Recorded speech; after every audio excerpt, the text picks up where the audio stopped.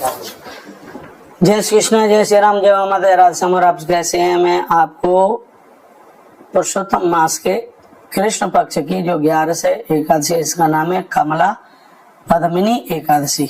पद्म पुराण मेरे सामने है और इसमें से मैं आपको कथा सुना रहा हूँ। एकादशी के दिन एकादशी की कथा सुनने से 1000 गौ माता के गोदान का फल प्राप्त होता है। अब ये रही मेरी कथा शुरू, आप सुनिए। युधिष्ठिर उवाच। युधिष्ठिर ने कहा, भगवत श्रोतमिच्छामि व्रतानामतमृतम सर्वपाप हरो विष्णु फलदम व्रतनुम चयत। युधिष्ठिर जी कहते हैं, प्रभु व्रतों में जो उत्तम विष्णु प्रिय सर्वपातकहारी एवं व्रतकारी के लिए बहुत ज्यादा फलप्रद है, मैं आपसे उस व्रत की कथा सुनना चाहता हूँ। हे जनार्दन, पुरुषोत्तम मास में आप एकादशी की कथा में बताइए, इस मास में किन देवता की पूजा होती है, उनकी पूजा विधि क्या है, फल क्या है, आदि मास में क्या व्रत करें, मनुष्य का इसमें क्या कर्तव्य, स्नान जप पूजा विधि, उत्तम भोज्य अन्न इस महीने के लिए क्या शुभ है, कृपया करके बताइए।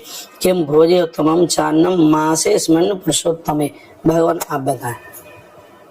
तब भगवान श्री कृष्ण बोले, भगवान कृष्ण कहते हैं, कथयस्यामि राजेंद्र भवता स्नेह कारणात् पुरुषोत्तमास्य महात्म्यम पाप नाशनम।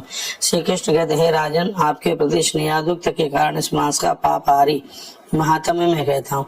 जब अधिमास में एकादशी आए तब यह तब की सभी तिथियों में उत्तम है। इसका नाम कमला पद्मिनी एकादशी है।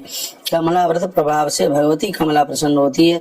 व्रतकारी ब्रह्म मुहूर्त में पुरुषोत्तम को याद करे, तब उठकर सविधि स्नान करे, नियमावलंबन करे और ग्रह में जप करने से 1 गुना, क्या लिखा है इसमें, घर में जप करने से 1 गुना, सिरा दे, घर में जप करने से 1 गुना, नदी के तट पर 2 गुना, गौशाला में 100 गुना और अग्न्यार में, जहाँ अग्न्यार कहते हैं, यज्ञशाला में जप करने से 100 गुना, शिव क्षेत्र में, तीर्थ में, देवता एवं तुलसी के बाद जप करने से 1 लाख गुना फल मिलता है।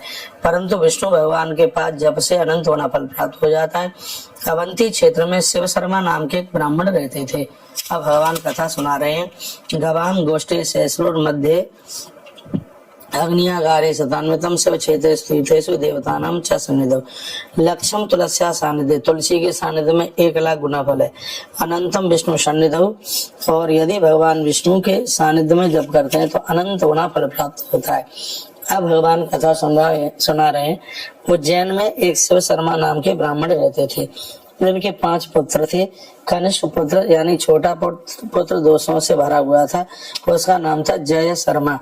इसके कृत कर्म के कुफल से ही पिता एवं स्वजनों ने उसे त्याग दिया। उसने सुदूर वन में आश्रय लिया। देवा एक दिन वह एक उत्तम तीर्थ में पहुंच गया। कुकर्मण प्रभावेण गते दूरतरम वनम एकदा देव योगेन तीर्थराज्यम समागत। दूर चला गया, बहुत दूर। कहते हैं यह तीर्थ था त्रिवेणी यानी प्रयागराज।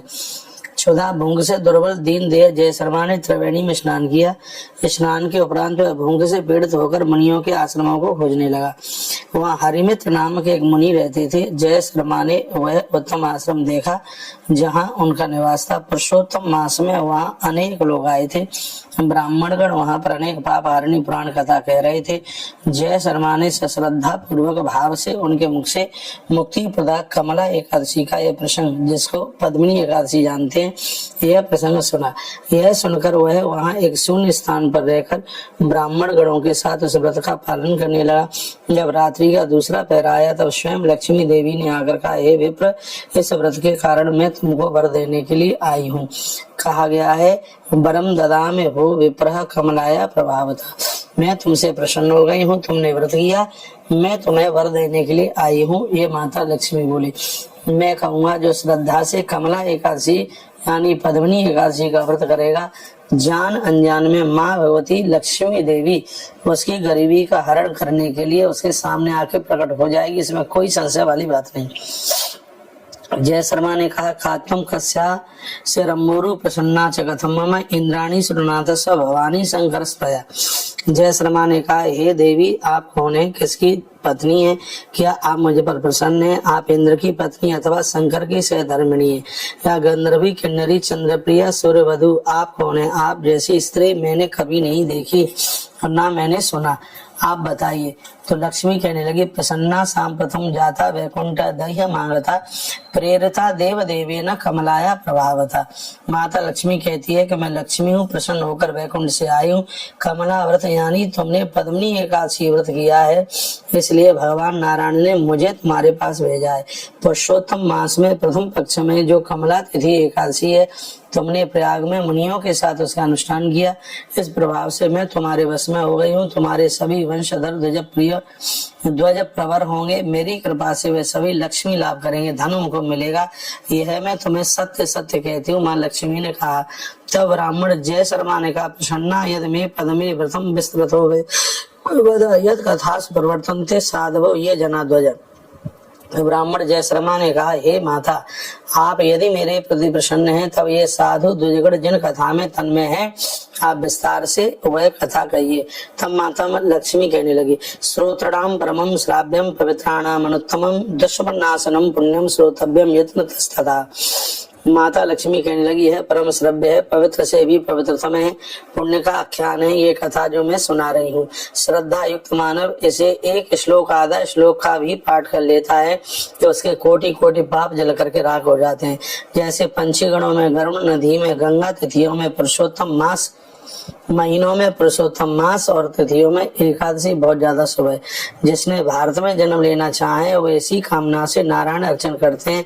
ऐसे व्यक्ति का पूजन स्वयं ब्रह्मा देवता आदि करते हैं। जो पुरुषोत्तम मास करता है, पुरुषोत्तम मास की एकादशी का उपवास करता है, तान चियंती सततम ब्रह्मध्या देवता गणा। ऐसे स्त्री पुरुष की पूजा स्वयं देवता करते हैं, ऐसा लिखा है। ये भी नाम पराये च हरि कीर्तन तत्परा हरि पूजा पराये च ते कृतार्थ कलौ युगे। इसमें वर्णन किया गया है, जो पुरुषोत्तम भगवान के नाम से जप करता है, इस एकादशी का व्रत करता है, हरि कीर्तन करता है, हरि की पूजा करता है, कल काल में वह व्यक्ति कृतकृत हो जाता है। एकादशी दो है, एक कृष्ण पक्ष की है, एक शुक्ल पक्ष की है। गृहस्थों के लिए दोनों एकादशियों का व्रत करना जरूरी है। पहले से एकादशी फिर बाद में द्वादशी लग जाती है एकादशी में तो व्रत अद्भुत हो जाता है, और कहीं पर उसमें त्रयोदशी भी लग जाए तो त्रिस्पर्शा हो जाती है। ऐसी एकादशी की महिमा बहुत ज्यादा है। एकादशी में निराहार रहकर अगले दिन आहार करें और ओम नमो भगवते वासुदेवाय इस मंत्र का जप करें। लेकिन अमुम मंत्रम समुच्चार्य देव देवस्य चकरण भक्त भावेन तुष्टात्मा उपवासम समाचरित। भक्ति भाव से यह व्रत किया जाए। फिर कहते हैं कि गीत वाद्य के द्वारा रात्रि में जागरण करें और तत्पश्चात द्वादशी के दिन तुलसी का वंदन पूजन करते हुए तुलसी तोड़े नहीं, तुलसी का पूजन करें और तुलसी के द्वारा अपना पारण करें। पंचामृत से जनार्दन यानी भगवान गोपाल जी को स्नान कराएं।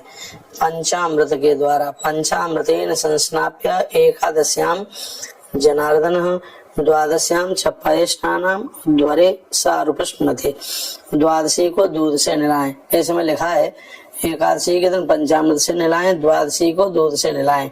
द्वादशी को भी पंचामृत से नहला देते हैं तो कोई दिक्कत नहीं है, लेकिन इसमें लिखा है एकादशी के दिन पंचामृत से भगवान को स्नान कराएं, द्वादशी को दूध से नहलाएं। ऐसे स्नान से व्रती व्यक्ति को हरि का सारूप्य मिलता है। तब देव देव के समक्ष यह मंत्र पढ़े, हे भगवान, आपकी कृपा से हमारा 11 का व्रत पूरा हुआ है और इसके पुण्य को आप ही स्वीकार करें। तदनंतर ब्राह्मणों को भोजन कराए, उसके बाद में दक्षिणा दे दें। लिखा है, ब्राह्मणान भोजने भक्त आरभ्यो ददाक्ष दक्षिणा। द्वादशी के दिन ब्राह्मण को भोजन कराने की बहुत बड़ी महिमा है, इसलिए तुलसी वन आश्रम में हर द्वादशी को ब्राह्मण भंडारा विस्तार रूप से होता है। यह नारायण प्राण व्रती पंच महायज्ञ करके बांधवों के साथ आहार करे एवं विधि संयम के साथ जो व्यक्ति इस पुण्यमयी एकादशी व्रत का अनुष्ठान करता है वह विष्णु लोक जाता है। इसमें कोई भी संशय वाली बात नहीं है। ईसा याति विष्णु भवनम पुनरावृत दुर्लभम लिखा है। कहा गया वह विष्णु लोक जाता है, वहां से कभी वापस नहीं आता। देवी कमला जय शर्मा से कहकर अंतर्ध्यान हो गई, अतः वह ब्राह्मण धनी होकर सुगृह लौट आया। भगवान कृष्ण कहते हैं, राजन, इस प्रकार जो व्यक्ति उत्तम कमला पद्मिनी एकादशी का व्रत करता है या पुरुषोत्तम मास में इस कथा को सुनता है वह सर्व पातक रहित होकर मुक्त हो जाता है। एवं यह कुर्ते राजन कमला व्रतम उत्तमम सुन्याद्वासरे विष्णु सर्व पापै प्रमुच्यते। इससे एकादशी को कमला व्रत नाम से भी जाना जाता है।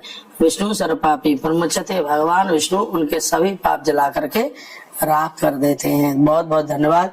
आपने यह कथा पूरी सुनी, जो 1000 गौ माता के गोदान के बराबर फल देने वाली ये कथा है, यज्ञ कर्म कराने वाली ये कथा है।